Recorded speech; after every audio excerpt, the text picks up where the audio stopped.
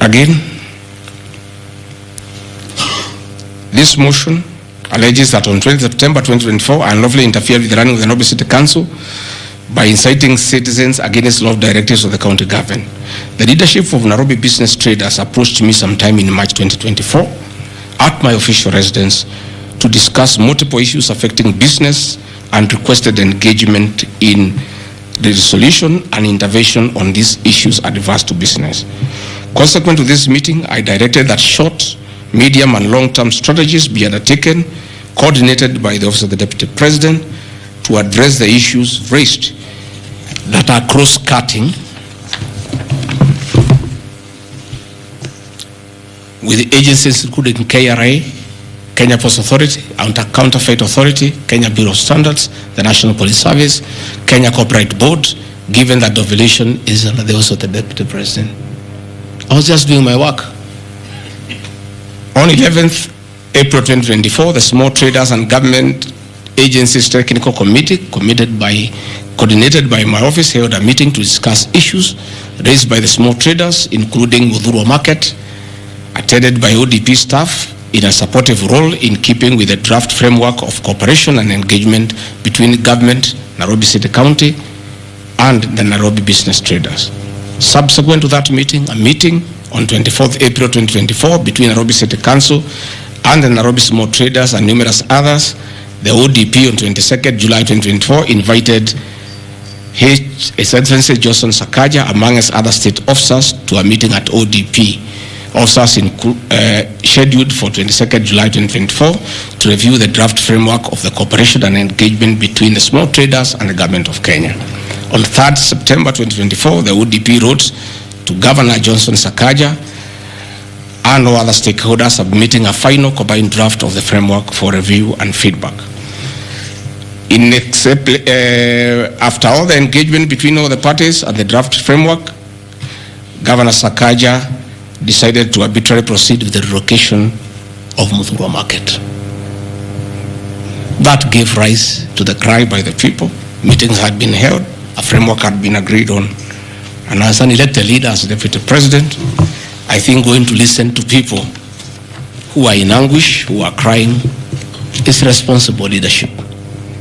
The government that President William Ruto and I lead is a listening government, and going to listen to people cannot be an impeachable crime. I would like to know how members of parliament would want to send me home for going to listen to people who are crying that they need to be listened to. I would like to understand. Undermining devolution by allegedly holding meetings to fight alcohol.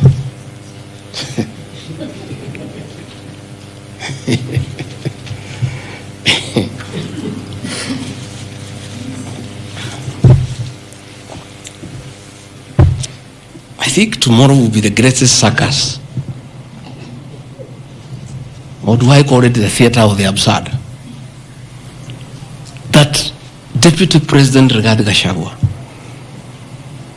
undertaking duties assigned to him by the President to fight illicit brews and drugs across the country, should be impeached because by doing so he is interfering with the devolution.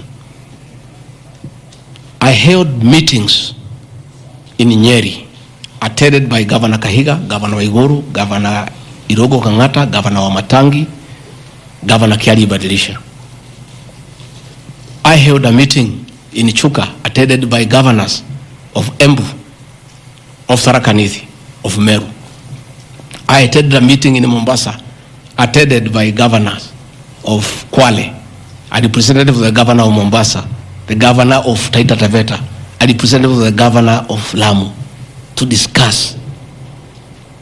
I held a meeting in Nakuru, nearly with all governors present, and all of us jointly, under my chairmanship, the Ministry of Interior and Governors, we agreed on how to tackle the menace of illicit brews. And we have a good story to tell. Out of those efforts, our young men who are sleeping in trenches are back home. Women are very happy, their husbands are back home and they are bringing food. In fact, some children have been born. Some have even been named Gigi because of the effort that I have put in fighting illicit brews.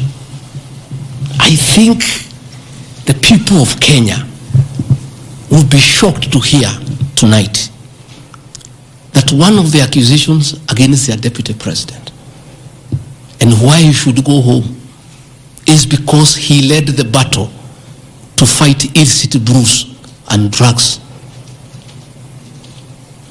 that has caused havoc among our young people.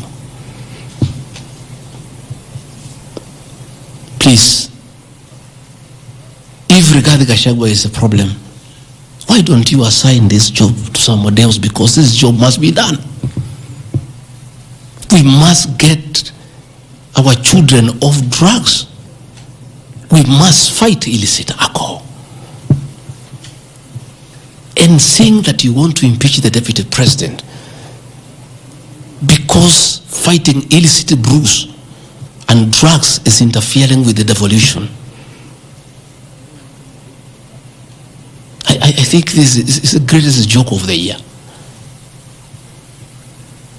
Even the 291 MPs who signed this motion, most of them, because I know them, have looked for me personally to thank me for the way I have successfully led the war against drugs and illicit brews.